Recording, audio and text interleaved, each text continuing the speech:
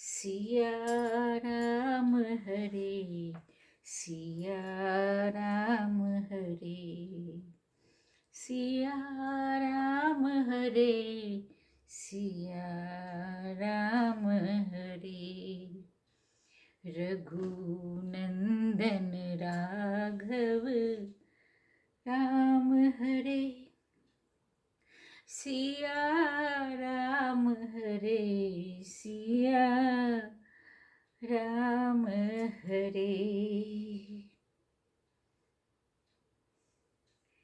जैसा कि आप लोग जानते, मेरा सारा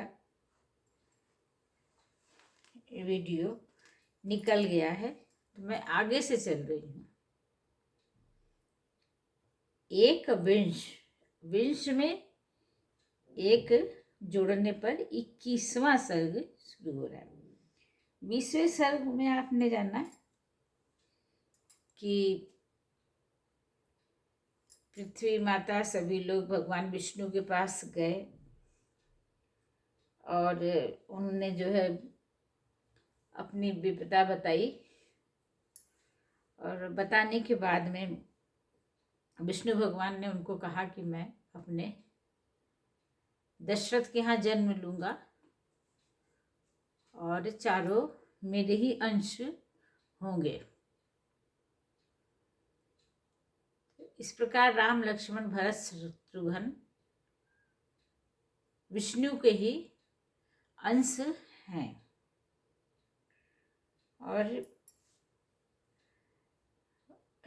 थोड़े बड़े होते हैं, उम्र 16 वर्ष होती है और उस समय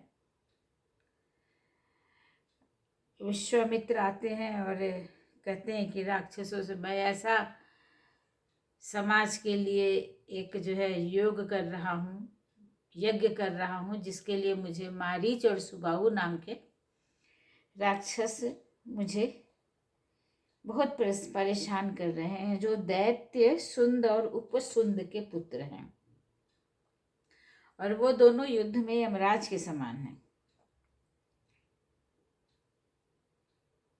और ये मना कर देते हैं दशरथ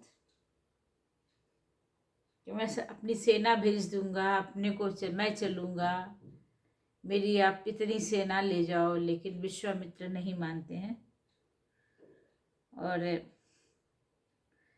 कुशिक नंदन विश्वामित्र के मन में महान क्रोध हो जाता है।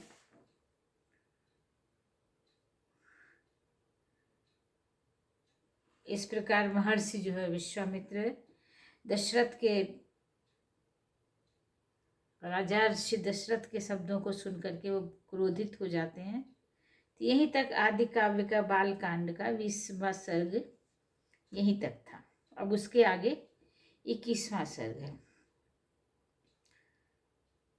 इस 21वें सर्ग में है कि विश्वामित्र के रोषपूर्ण वचन, क्रोधित वचन और वशिष्ठ का राजा दशरथ को समझाना है।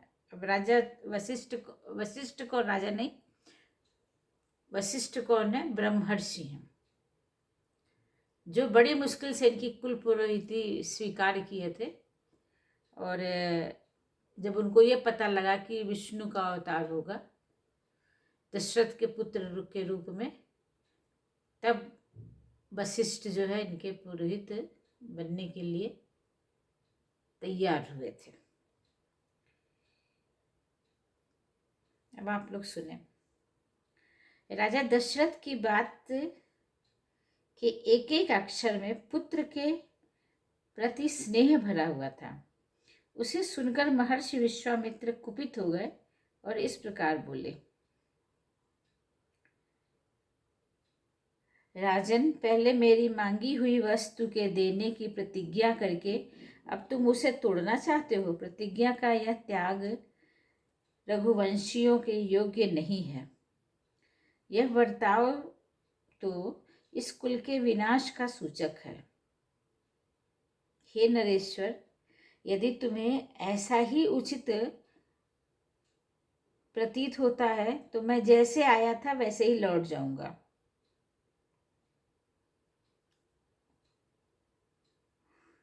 और कुत्स्थ कुल के रत्न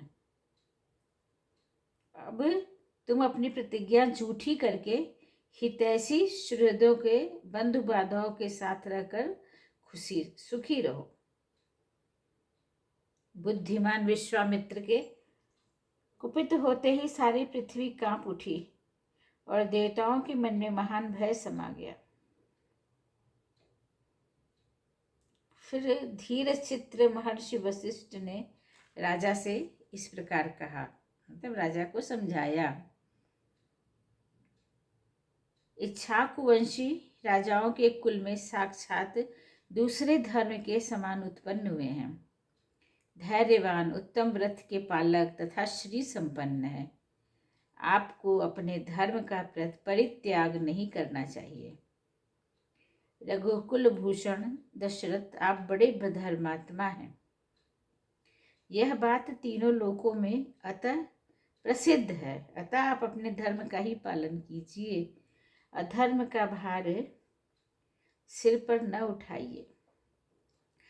त्रिषु लोकेषु विख्यातो धर्मात्मा इति राघव, स्वधर्मं प्रतिपद्यस्व नाधर्मं वोढुर्मर्हसि।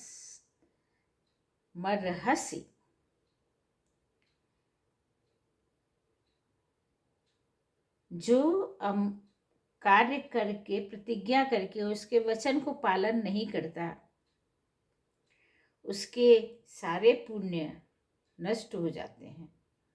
अतः श्री राम को विश्वामित्र के साथ भेज दीजिए।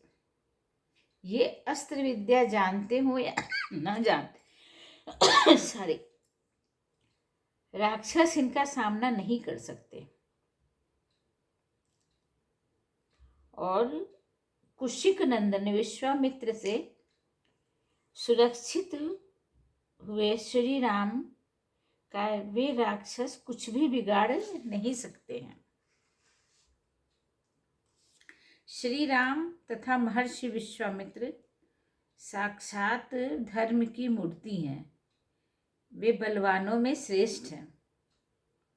विद्या के द्वारा ही ये संसार में सबसे बड़े चढ़े हैं। तपस्या के ये विशाल भंडार हैं।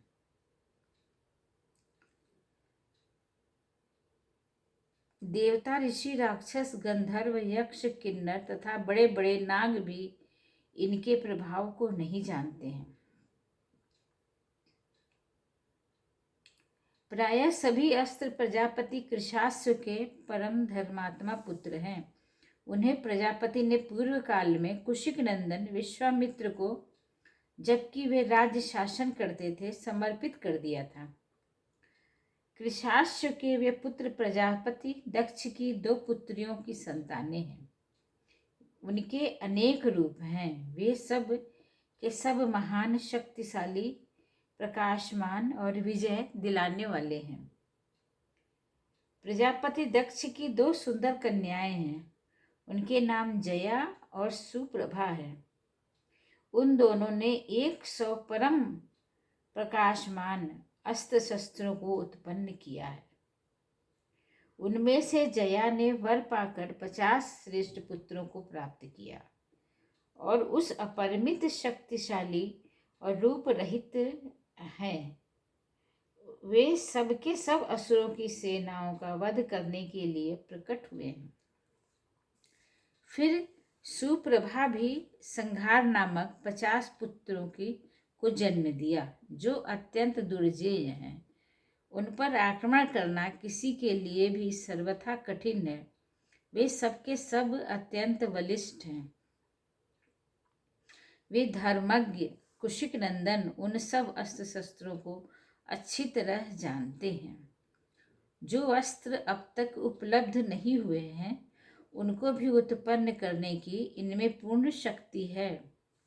रघुनंदन, इसलिए उन मुनि श्रेष्ठ धर्मज्ञ महात्मा विश्वामित्र जी से भूत या भविष्य की कोई बात छिपी नहीं है। राजन, महातेजस्वी, महायशस्वी विश्वामित्र ऐसे प्रभावशाली हैं, अतः इनके साथ राम को भेजने में आप किसी प्रकार का संदेह न करें। महर्षि कौशिक स्वयं भी उन राक्षसों का संहार करने में समर्थ हैं, किंतु वे आपके पुत्र का कल्याण चाहते हैं, इसलिए यहाँ आकर आपसे याचना कर रहे हैं। इति मुनिवचनात् प्रसन्नचित्तौ रघुवृषभश्च मुमोद पार्थिवाग्रयः गगनम् अभिरुरोच राघवस्य प्रथितयशा कुशिकात्मजाय बुद्धया। महर्षि वशिष्ठ के इस वचन से विख्यात यश वाले रघुकुल शिरोमणि नृपश्रेष्ठ दशरथ का मन प्रसन्न हो गया। वे आनंद मग्न हो गए और बुद्धि से विचार करने पर विश्वामित्र जी के प्रसन्नता के लिए उनके साथ श्री राम का जाना उन्हें रुचि के अनुकूल प्रतीत होने लगा। इतिहासे श्रीमद् रामायणे वाल्मीकि आदि काव्ये बालकांडे 21 सर्गः।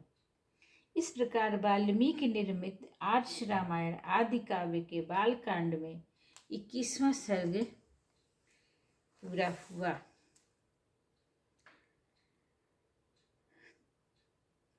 अब 22वां सर्ग।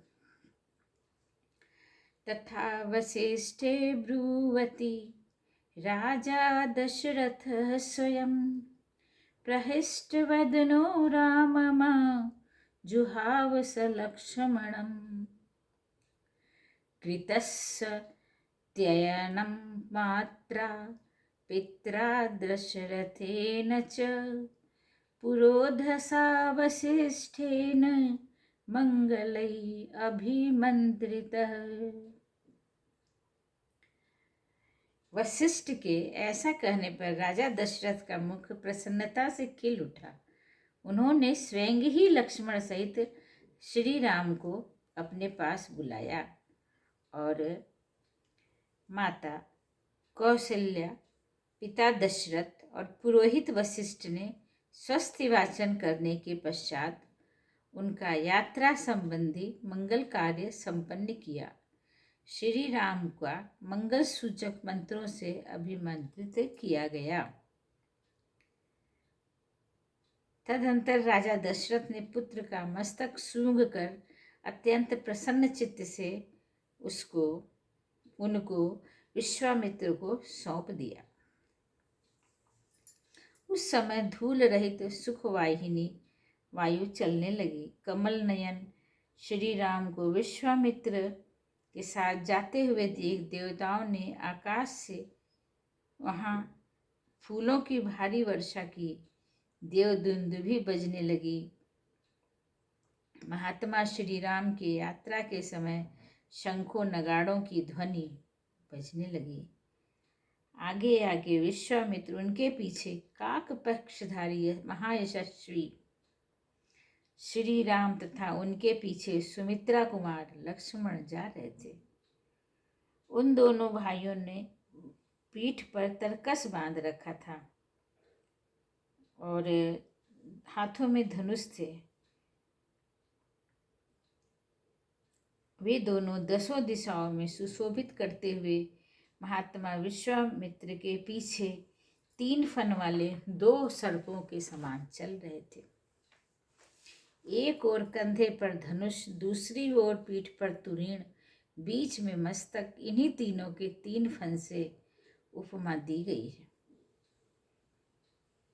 उनका स्वभाव उच्च और उदार था। अपनी अनुपम कांति से प्रकाशित होने वाले वे दोनों अनिंद्य सुंदर, सब और शोभा का प्रचार करते हुए विश्वामित्र के पीछे उसी तरह जा रहे थे जैसे ब्रह्मा जी के पीछे दोनों अश्विनी कुमार चलते हैं।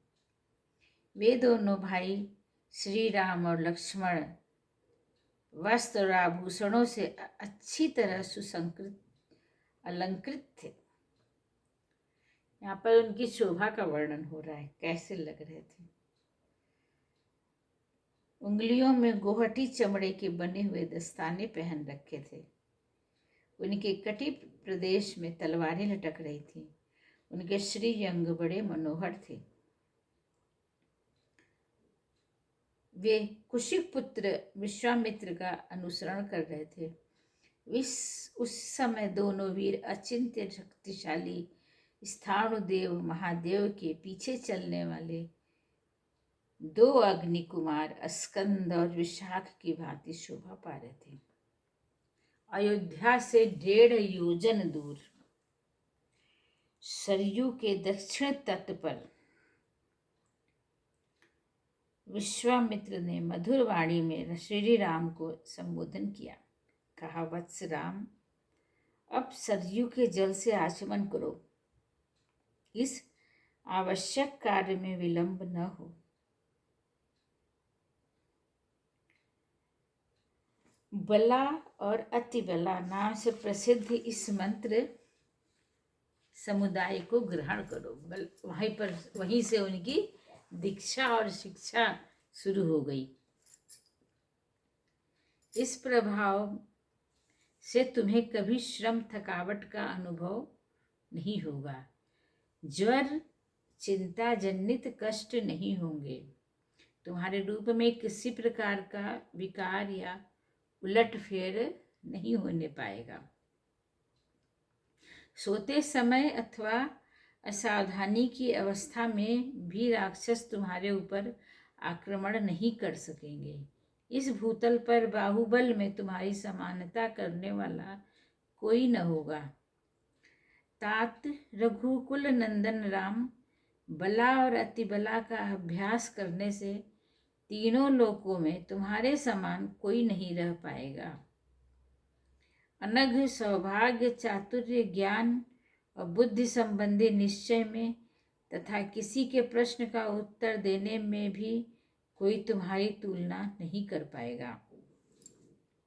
इन दोनों विद्याओं के प्राप्त हो जाने पर तुम्हारी कोई समानता नहीं कर सकेगा, क्योंकि ये जो विद्या है, बला और अतिबला, सब प्रकार की ज्ञान की जननी है। नरश्रेष्ठ श्री राम, तात रघुनंदन, बला और अति बला का अभ्यास कर लेने पर तुम्हें भूख प्यास का भी कष्ट नहीं होगा। अतः रघुकुल को आनंदित करने वाले राम, तुम संपूर्ण जगत की रक्षा के लिए इन दोनों विद्याओं को ग्रहण करो। इन दोनों विद्याओं का अध्ययन कर लेने पर इस भूतल पर तुम्हारे यश का विस्तार होगा। ये दोनों विद्याएं ब्रह्मा जी की तेजस्विनी पुत्रियां हैं। हे रघुकुल नंदन, मैंने इन दोनों को तुम्हें देने का विचार किया है और राजकुमार, तुम ही इनके योग्य पात्र हो। मैंने तपोबल से इनका अर्जन किया है, अतः मेरी तपस्या से परिपूर्ण होकर ये तुम्हारे लिए बहुरूपणी होंगी, अनेक प्रकार के फल प्रदान करने वाली होंगी। तब श्री राम आचमन करके, गुरु को आज्ञा का पालन करके आचमन करके पवित्र हो गए। उनका मुख प्रसन्नता से खिल उठा। उन्होंने शुद्ध अंतःकरण वाले महर्षि से दोनों विद्याएं ग्रहण की। विद्या से संपन्न होकर भयंकर पराक्रमी श्री राम सहस्त्रों किरणों से युक्त शरतकालीन भगवान सूर्य के समान शोभा पाने लगे। तत्पश्चात श्री राम ने विश्वामित्र की सारी गुरु जनोचित सेवाएं करके हर्ष का अनुभव किया। फिर वह तीनों वहां सरयू के तट पर रात में सुखपूर्वक रहे। राजा दशरथ की वो दोनों श्रेष्ठ कुमार उस समय वहां तृण की सैया पर, जो उनके योग्य नहीं थी, सोए थे। महर्षि विश्वामित्र अपनी वाणी द्वारा उन दोनों के प्रति लाड़ प्यार प्रकट कर रहे थे। इससे उन्हें वह रात बड़ी सुखमयी प्रकट हुई। इत्यार्षे श्रीमद् रामायणे वाल्मीकीये आदिकाव्ये बालकांडे द्वांश सर्गः। इस प्रकार वाल्मीकि निर्मित आर्ष रामायण आदि काव्य के बालकांड में 22वां सर्ग पूरा हुआ। रघुनंदन राघव राम हरे सिया, राम हरे सिया, राम हरे। रघुनंदन राघव राम हरे सिया, राम हरे सिया, राम हरे सिया, राम हरे सिया, राम हरे सिया, राम हरे सिया, राम हरे। गावत ब्रह्मादिक मुनि नारद, वाल्मीकि विज्ञान विशारद। शुक सनकादि शेष अरु सारद, बरनि पवन सुत कीरतनी की। गावत ब्रह्मादिक मुनि नारद, गावत ब्रह्मा मुनि वृद्ध नायक। आपको मेरा नमस्कार है। 5 दिवसीय दीपावली का त्यौहार आप सभी लोगों को शुभ और मंगलमय हो।